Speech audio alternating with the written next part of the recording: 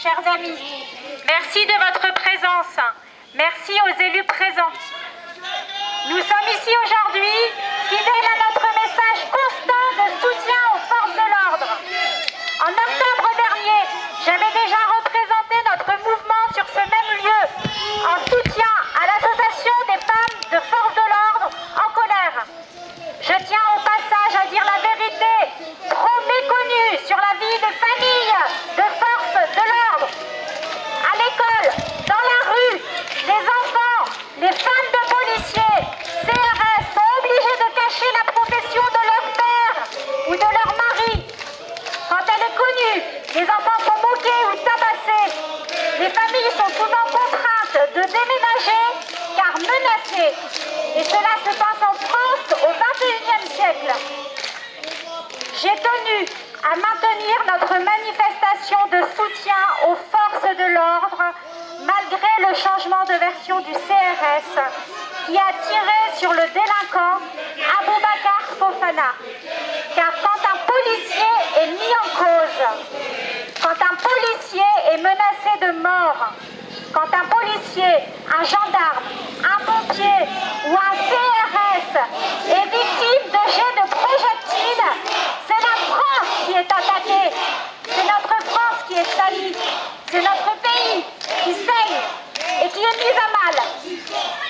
Nous qui aimons notre terre charnelle, notre patrie, nos villages et nos clochers, nos villes et notre civilisation, nous ne pouvons assister impuissants et nous taire face à ces guérillas qui s'installent et qui sont un danger bien réel pour notre République, pour notre culture. Vivre en France, ce devrait être vivre en paix, vivre dans le respect de l'autorité et dans la crainte des lois. Nous sommes donc ici en soutien de nos forces de l'ordre, sollicités pour faire face à de terribles émeutes, mettant en danger les habitants des quartiers, les habitants de Nantes, de Rezé et d'Orvon maintenant. En danger également les pompiers chargés d'éteindre les incendies de véhicules et de bâtiments. Plus de 400 voitures brûlées en 3 jours.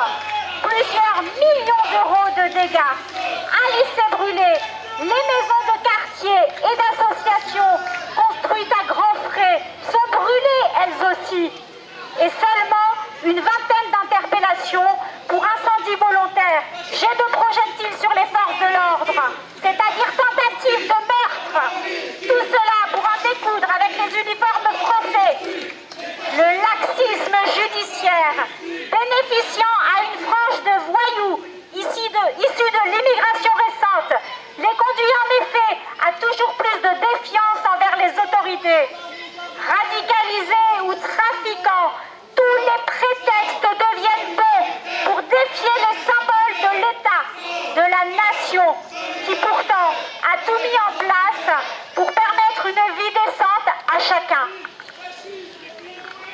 Quelles qu'aient été les circonstances exactes de la mort de ce jeune délinquant, recherché par ailleurs pour des faits graves, rien ne peut justifier ces déferlements de violence qui détruisent certes des biens, mais qui montrent aussi la formation de zones urbaines étrangères et hostiles à l'ordre de la République. Ingrate et extrêmement préoccupante pour l'avenir de notre pays.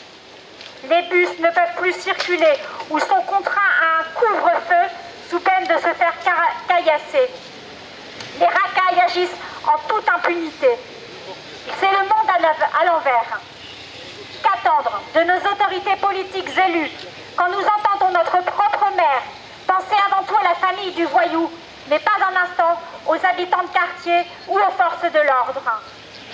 Qu'attendre de la gauche, pleurant à l'unisson le manque de dépenses publiques dans les quartiers de l'immigration, pourtant si souvent favorisés et réaménagés en priorité sur le reste de notre pays oublié?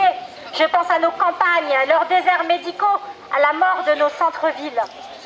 Que penser aussi quand des représentants de l'État, François de Rugy ou notre maire, sont obligés de partir, de quitter le quartier du Breil, car sentant une une tension trop forte, mais en réalité insultés et encerclés. Ces politiques n'ont-ils pas fait preuve de bienveillance, de complaisance même, et voyez le sort qui leur est réservé. À ce titre, nous condamnons avec fermeté l'attitude du maire, qui aura consisté dès mercredi soir à se ranger du côté de la famille du jeune délinquant en fuite. Malgré son vernis de respectabilité, Madame Roland n'a pas agi de manière tellement différente que ces parlementaires de la France insoumise qui éructent contre la police, ce que vient de faire encore Clémentine Autain après les événements du Pride. Nous savons tous le rôle de l'extrême gauche dans ces émeutes. Ils appellent officiellement à la révolte et au soulèvement populaire, agitant les foules de leurs horizons dépêchés et qui tentent de diviser notre peuple en deux catégories. L'autorité et l'ordre sont des mots qu'ils ne supportent pas d'entendre, mais qui sont pourtant le fondement de notre sécurité, qui demeure la première de nos libertés. Qu'attendre de la droite classique, paralysée par le politiquement correct, le refus de nommer la réalité et la pression de sa frange libérale souhaitant plus d'immigration pour ce job low cost. Quant à la droite locale, elle doit de même être sévèrement jugée pour son propre laxisme. D'hypothétiques combinaisons en vue des élections municipales semblent la convaincre de lever le pied sur un discours trop à droite. C'est pourtant le minimum de ce qu'attendent des électeurs de droite, mais cela les regarde. Le problème, c'est quand dans la même veine, Laurence Garnier des Républicains, après avoir prolongé la politique culturelle de la gauche au Conseil régional, approuve la politique de gauche d'accueil des migrants au Conseil municipal et reprend substantiellement le discours de gauche de méfiance vis-à-vis des policiers. Les mots ne suffisent plus. Il faut de l'ordre, de l'autorité et protéger nos forces de l'ordre. Que penser aussi de la préfète qui demande aux policiers de reculer? Que penser de la préfète qui affirme qu'il y a des armes dans les cités et qui ne fait rien pour aller les chercher, pour mettre hors d'état de nuire les délinquants, les trafiquants et les criminels? Oui, il y a des kalachnikovs dans les quartiers. Les forces de l'ordre, les entendant régulièrement, nous les avons nous-mêmes entendus mardi soir. Oui, les cités sont devenues des zones d'un autre droit, le droit des mafias, des dealers, des trafiquants d'armes et du proxénétisme. Car c'est la vérité de dire que nos banlieues sont armées. Il y a des calaches à Nantes, mes amis. Combien de temps allons-nous devoir encore supporter la loi du plus fort, tellement contraire à notre chevalerie? Combien de temps encore allons-nous supporter que nos forces de l'ordre se suicident? 42 suicides depuis le début de l'année. Seul le Rassemblement national a prédit et anticipé le chaos dans lequel nous vivons. Seul le Rassemblement national propose les bonnes solutions, des mesures concrètes et de bon sens. Nous demandons la présomption d'innocence pour nos forces de l'ordre. Nous demandons que soit prescrite une politique pénale de tolérance zéro et que la justice puisse faire son travail sereinement et sans pression. Nous demandons le renforcement des polices municipales. Nous demandons leur armement aussi. Nous demandons de créer des commissariats dans les quartiers difficiles. Nous souhaitons mettre en place des dispositifs d'interdiction administrative de fréquentation du territoire. Nous souhaitons mettre en œuvre un plan de désarmement des quartiers les plus dangereux, simplifier les procédures judiciaires de lutte contre le trafic de drogue et d'armes, assurer la protection des témoins et des victimes, suspendre les aides et les allocations aux parents dont les enfants délinquants sont non accessibles à une sanction pénale, expulser les parents des mineurs étrangers de moins de 13 ans coupables de crimes et de graves délits.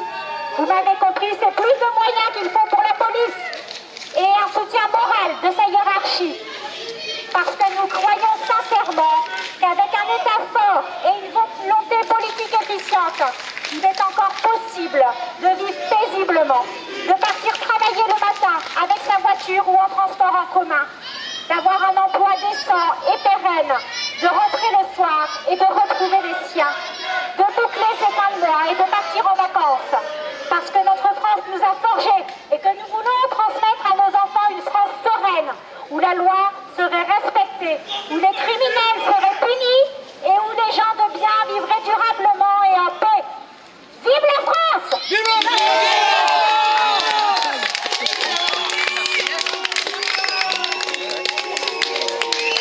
La police avec nous!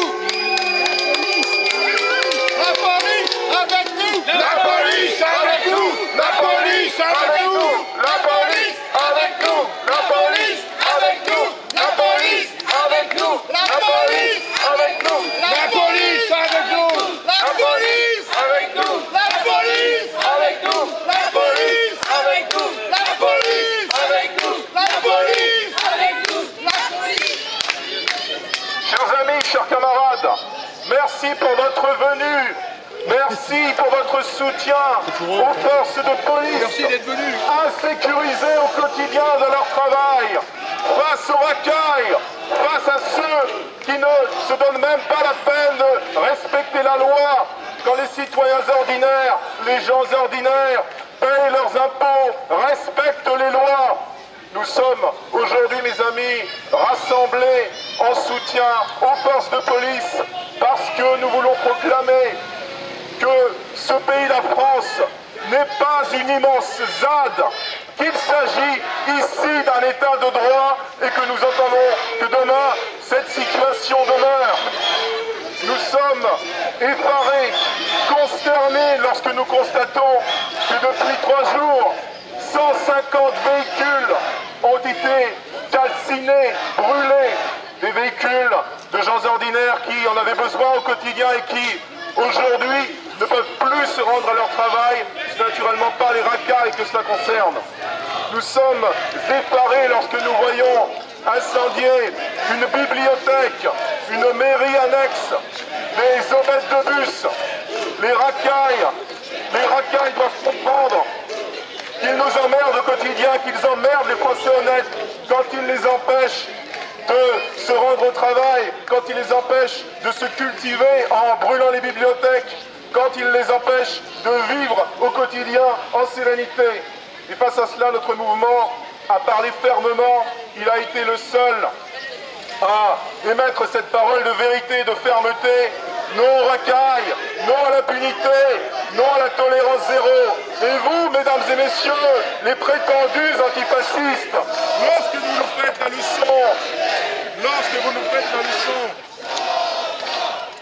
Vous n'êtes pas digne de cette République dont vous vous prétendez.